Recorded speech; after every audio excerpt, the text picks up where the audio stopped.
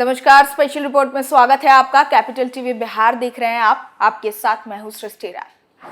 विपक्षी एकता के मिशन को लेकर बिहार के सीएम नीतीश कुमार काफी सक्रिय हैं। ऐसे में सवाल उठता है कि खुद को जयप्रकाश नारायण की भूमिका में रखना चाहते हैं या मन में पीएम की कुर्सी का सपना सच होता देख रहे हैं। जेपी को तो कभी किसी पद की लालसा ही नहीं थी, तो क्या नीतीश कुमार भी उन्हीं की तरह किसी पद का मोह नहीं पालेंगे?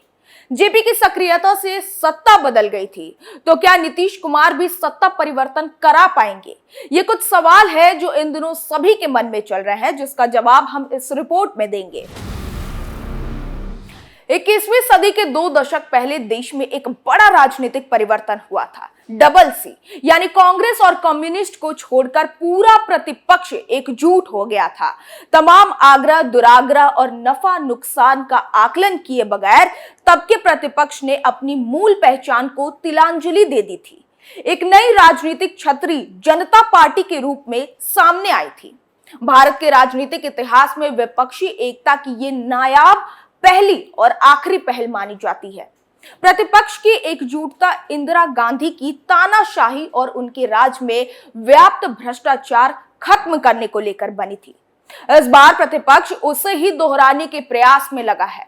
हाँ, फर्क बस इतना सा है कि तब कांग्रेस पीएम इंदिरा गांधी प्रतिपक्ष के निशाने पर थी और आज भाजपाई पीएम नरेंद्र मोदी हैं। क्या जेपी की ही तरह नीतीश को भी किसी पद का मोह नहीं? 1974 में शुरू हुए छात्र आंदोलन को समाजवादी नेता जयप्रकाश नारायण का नेतृत्व मिला था। इसी बीच समाजवादी नेता राज नारायण ने पिछले आम चुनाव में गड़बड़ी को लेकर इलाहाबाद, जो कि अब प्रयागराज से जाना जाता है, वहां के हाई कोर्ट में याचिका डाली थी। याचिका पर फैसला इंदिरा गांधी के खिलाफ गया, उनकी सदस्यता खत्म हो गई। गुस्से में इंदिरा गांधी ने 25 जून की आधी रात देश में इमरजेंसी लगा दी। जयप्रकाश आंदोलन में शामिल तमाम छोटे बड़े नेताओं को जेलों में डाल दिया गया। उनके साथ सामान्य कैदियों की तरह व्यवहार भी किया गया। अपने अधिकारियों के लिए सुप्रीम कोर्ट जाने की भी इजाजत इमरजेंसी के प्रावधानों में नहीं थी। सत्ता परिवर्तन के लिए जनता पार्टी का ये नारा तब जन जन तक पहुंच गया। वो नारा था सन 77 की ललकार, दिल्ली में जनता सरकार। नतीजा ये हुआ कि इमरजेंसी के बाद सन 1977 में लोकसभा के चुनाव हुए तो कांग्रेस के सामने तमाम विपक्षी दल जनता पार्टी नाम की नई पार्टी के बैनर तले एकजुट हो गए। विपक्ष की इस सामूहिक लड़ाई का परिणाम ये हुआ कि इंदिरा गांधी तो चुनाव हारी ही, उनकी पार्टी कांग्रेस का दक्षिण के कुछ राज्यों को छोड़ बाकी राज्यों में सफाया हो गया। देश में जनता पार्टी की सरकार बनी और मोरारजी देसाई पीएम बनाए गए। 18 महीने की इमरजेंसी के बाद सरकार तो विपक्ष ने बना ली, लेकिन आंतरिक कलह के कारण 28 महीने में ही जनता का राज रह पाया। दोहरी नागरिकता के सवाल पर जनता पार्टी में दरार दिखने लगी। आखिरकार जनता पार्टी की सरकार 28 महीने में ही ध्वस्त हो गई थी। जनता पार्टी का राज खत्म होने के बाद 1981 में चुनाव हुए तो इंदिरा गांधी ने पूरे दमखम के साथ वापसी कर ली। क्या जेपी की भूमिका निभाना चाहते हैं मुख्यमंत्री नीतीश कुमार? ये सवाल इसलिए उठता है कि उस वक्त जयप्रकाश नारायण यानी कि जेपी ने विपक्ष को एकजुट करने में महत्वपूर्ण भूमिका निभाई थी।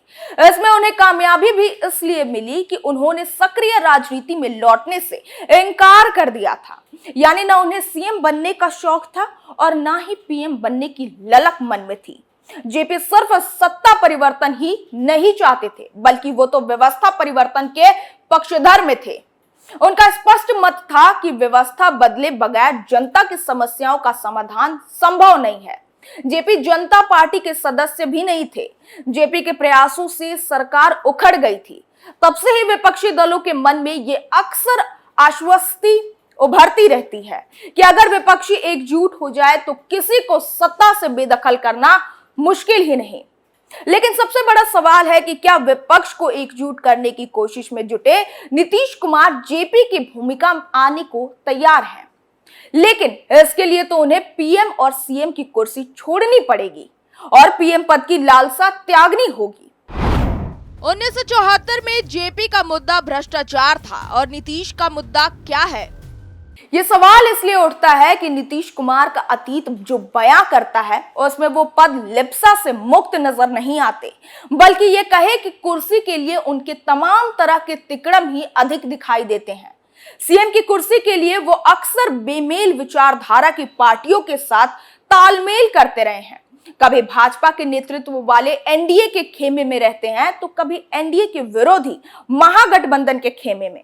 उनकी कुर्सी सुरक्षित रहने की गारंटी हो जाए तो किसी के साथ उन्हें जाने में परहेज या संकोच नहीं होता।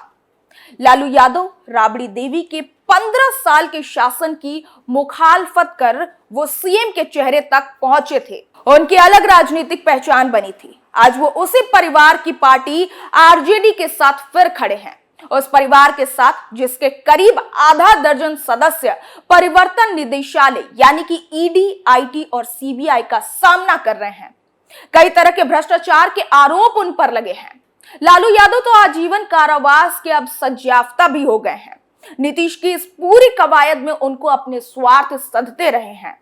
अव्वल तो उनके सीएम की कुर्सी लगातार 17 सालों से सुरक्षित है और अब वो पीएम पद के दावेदार की लिस्ट में अपने आप को सबसे ऊपर रखना चाहते हैं। वो अपने स्तर से पीएम पद के दावेदारों में शामिल होने की बात से इनकार भी करते हैं, लेकिन उन्हीं के दल या महागठबंधन के नेता उन्हें पीएम पद के लिए परफेक्ट फेस बार बार बताते रहे हैं। बता दें कि जेपी की वजह से सत्ता परिवर्तन तो हो गया था, लेकिन कभी भी उन्होंने किसी पद पर बैठने की इच्छा नहीं पाली। लेकिन यहां तो नीतीश बिल्कुल विपरीत दिखाई देते हैं। जेपी बनने के लिए नीतीश को कई कड़े मानदंडों से गुजरना होगा। उनमें सबसे पहली शर्त सामने दिखेगी भ्रष्टाचार का विरोध। नीतीश तो उन दलों को साथ लाने में लगे हैं जिनके नेता भ्रष्टाचार के आरोपों का सामना कर रहे हैं। कांग्रेस में सोनिया गांधी, राहुल गांधी से लेकर उनके बहनोई वाड्रा तक केंद्रीय जांच एजेंसियों की आग पहुंच चुकी है। लालू यादव का परिवार लैंड फॉर जॉब जैसे भ्रष्टाचार के ताजा मामले में अब भी उलझा है। ममता बनर्जी की पार्टी के नेताओं को अभी छोड़ दें तो ममता के भतीजे और उनके ससुरालियों के खिलाफ केंद्रीय एजेंसियों की जांच चल रही है। तेलंगाना के सीएम के चंद्रशेखर राव की बेटी से दिल्ली शराब घोटाले के तार जुड़ रहे हैं। अरविंद केजरीवाल के दो मंत्री घोटाले के आरोपों में अभी तक जेल में हैं। झारखंड के CM Hemant Soren CBI, ED और ऑफिस ऑफ प्रॉफिट के मामले में उलझे हुए हैं। एकजुटता के लिए बेचैन ऐसे 14 दल अपने नेताओं पर भ्रष्टाचार के आरोपों के कारण केंद्रीय एजेंसियों के केंद्र सरकार की ओर से दुरुपयोग की शिकायतों के साथ सुप्रीम कोर्ट भी गए थे। मगर भ्रष्टाचार के आरोपों से घिरे ऐसे दलों को नीतीश साथ लाना चाहते हैं तो फिर उनमें जेपी की छवि देखने वालों को निराशा ही हाथ लगेगी।